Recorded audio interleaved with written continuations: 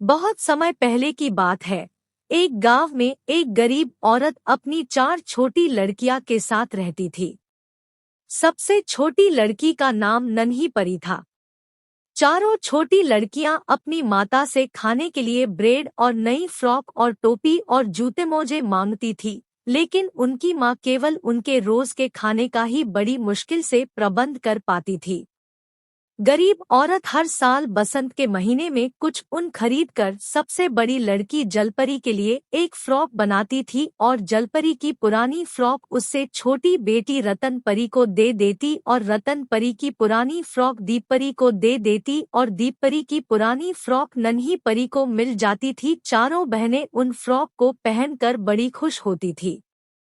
एक दिन चारों बहनें जंगल में खेलने के लिए गई और दिन भर जंगल में खेलती रही। धीरे धीरे अंधेरा होने लगा। तीनों बड़ी बहनें घर जाने के लिए रवाना हो गई, लेकिन नन्ही परी फूलों को लेने के लिए पेड़ों के बीच अकेली रह गई। जब नन्ही परी जंगल में अपनी बहनों को खोजने के लिए दौड़ी तो उसकी फ्रॉक एक कांटे की झाड़ी में फंस गई और सारी फट गए। नन्ही परी ने अपनी फटी फ्रॉक को देखा और जोर जोर से रोना शुरू कर दिया, क्योंकि नन्ही परी जानती थी कि अगले साल तक उसे दूसरी फ्रॉक नहीं मिला। नन्ही परी को रोता देख एक सफेद भेड़ का मेमना वहां आया और उसने नन्ही परी से पूछा, नन्ही परी, तुम क्यों रो रही हो? नन्ही परी ने कहा, मैं रो रही हूँ क्योंकि मैंने अपनी फ्रॉक फाड़ ली है और अगले साल के बसंत तक मेरे पास पहनने के लिए फ्रॉक नहीं है।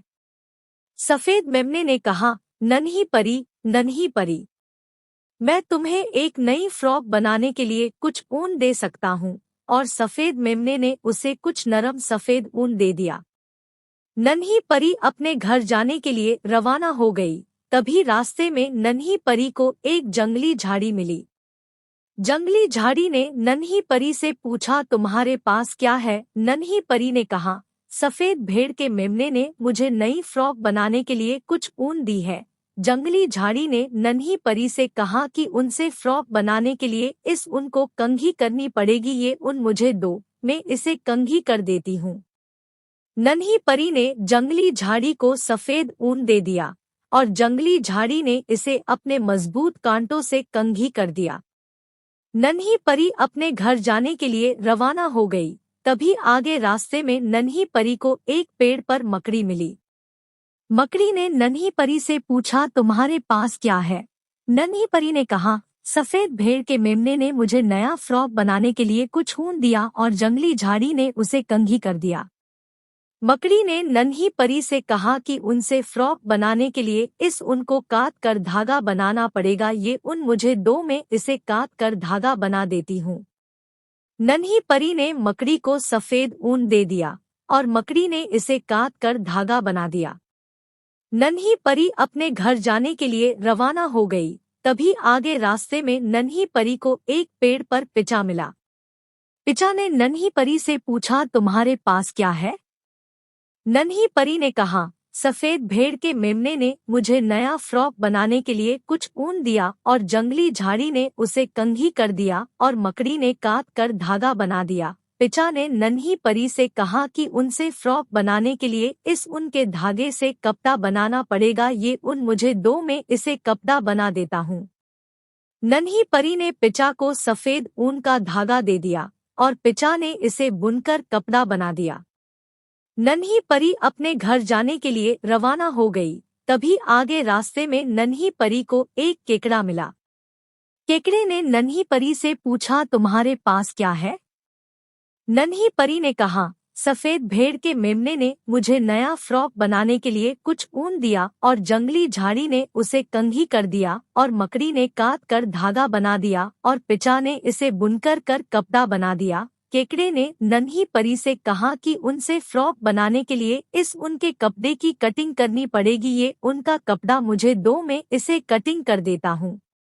नन्ही परी ने केकड़े को सफेद ऊन के धागे का कपड़ा दे दिया और केकड़े ने अपने तीखे दांतों से इसे फ्रॉक के लिए कटिंग कर दिया।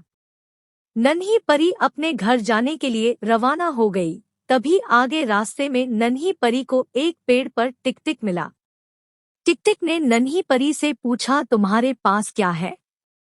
नन्ही परी ने कहा, सफेद भेड़ के मेमने ने मुझे नया फ्रॉक बनाने के लिए कुछ ऊन दिया और जंगली झाड़ी ने उसे कंघी कर दिया और मकड़ी ने काट कर धागा बना दिया और पिचा ने बुनकर कपड़ा बना दिया और केकड़े ने इसे फ्रॉक के लिए कटिंग कर दिया। टिक-टिक ने नन्ही परी से कहा कि उनसे बने इस कपड़े से फ्रॉक बनाने के लिए इस ऊन के कटिंग हुए कपड़े को सिलना पड़ेगा।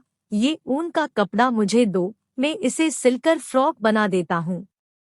नन्ही परी ने टिक-टिक को सफेद ऊन से बना कटा हुआ कपड़ा दे दिया और टिक-टिक ने इसे अपनी तीखी चोट से सिलाई कर एक सुंदर फ्रॉक बना दी।